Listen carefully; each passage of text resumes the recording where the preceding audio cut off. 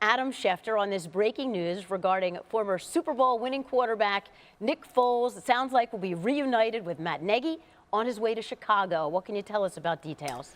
Suzy, moments ago, the Jacksonville Jaguars and Chicago Bears agreed on a trade that will send the Bears' compensatory fourth-round pick, the 140th overall selection, to Jacksonville in return for Nick Foles, who comes into Chicago and knows the coaching staff well. He worked with Matt Nagy in Philadelphia. He worked with John DeFilippo in Philadelphia. He worked with Bill Lazor in Philadelphia, and they believe that it's going to be a source of comfort for them to get that done. And that will be a big move for the Chicago Bears. They felt like they had to get a veteran. The Jaguars spoke to the Colts about a trade for Nick Foles. The Colts decided to go with Phillip Rivers. They talked to the Bears. The Bears get done that trade. Adam, Foles is owed a lot of money. What do you know right now about how they redo this deal to make it work for everyone? Well, listen, they could sit down and restructure that contract, and perhaps they do that. But the deal just came down as we speak, and so we're waiting to see, Suzy. Yeah, quite honestly, look, I don't really see him coming there to be anybody's mentor. I mean, yeah, Nick has done this in the past. He has played that role, and he is the perfect soldier and someone who has the perfect kind of mentality. He's a self-starter, very intrinsically motivated. You know he's going to be ready to go. Heck, he could walk in there and start right now because of his familiarity with the offense. But, Mort, you just alluded to this. This is a very important year for the Chicago Bears. I can tell you this, Matt Nagy needs to win. Matt Nagy wants to win. Matt Nagy wants to put the pressure on Mitch Trubisky because it's time for him to take the next step. This whole, what else do we need to do in order to get him to play better? There really isn't much else they can do to get him to play better, other than, put, I guess, 10 other Pro Bowlers around him and make it so easy for him that I could go in there and throw the football. But the fact of the matter is they're trying to win games. And my suspicion is this.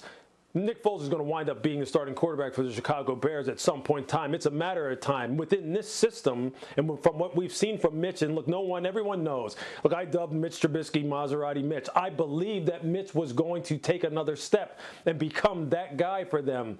I personally just don't see it anymore, and I think the Chicago Bears are letting you know that right now, this could be Nick Foles' show sooner rather than later, so you need to prepare yourself for that. Yeah, let's not forget, Nick Foles is a Super Bowl winning quarterback, and although he was 0-4 as a starter last year and was injured, he's had so many up and downs in his career. He left the Rams. It looked like he was going to retire. He was resurrected in Kansas City, also with Matt Nagy there. And then, of course, he finds a Super Bowl ring in Philadelphia. So it's almost impossible to predict with Nick Foles. But, Mike, I know you were shaking your head in agreement with Lewis that you believe eventually or right away he's the starter. Yeah, like in the next 5 minutes. And I think this was a great trade by Ryan Pace. And I think part of being a leader is to admit when you're wrong.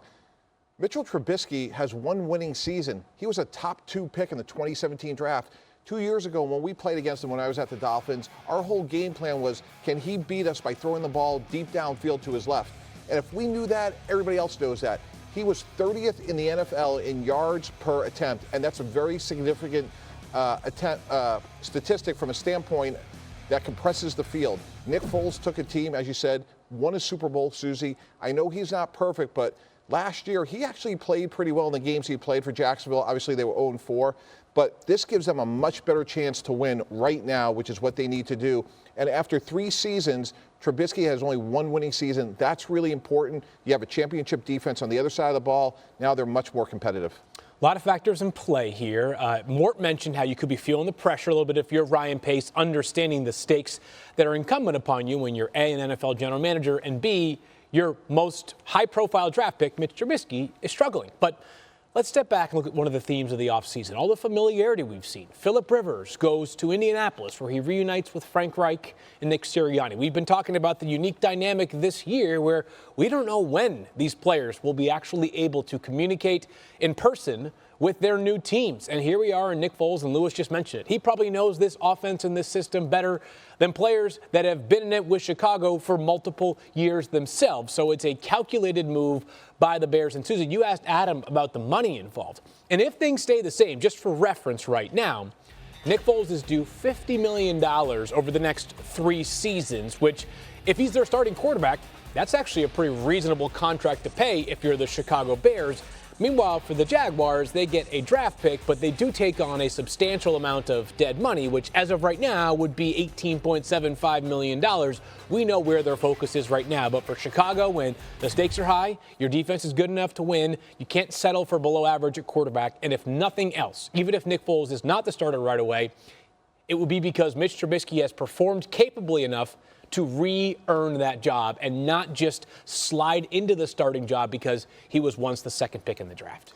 I think this is going to be an interesting thing to just observe how Mitchell Trubisky reacts to all of this. You know, a lot of players, obviously, that make it in the NFL, they're elite, and they're there for a reason. But what separates some athletes from others is how they react psychologically to pressure, how they react psychologically to competition. And so this is going to be a year where all of that's going to get illuminated for, Mitchell Trubisky. And then I think what's also interested in Jacksonville is to see what is their plan there at quarterback. I mean, obviously, Gardner Minshew had a very magic carpet ride, games and year last season. But, what are the plans that they have there? Because I cannot believe that they're going to throw all of their bags into that basket. Right, potentially could open up the door for one of these other free agent quarterbacks to land in Jacksonville.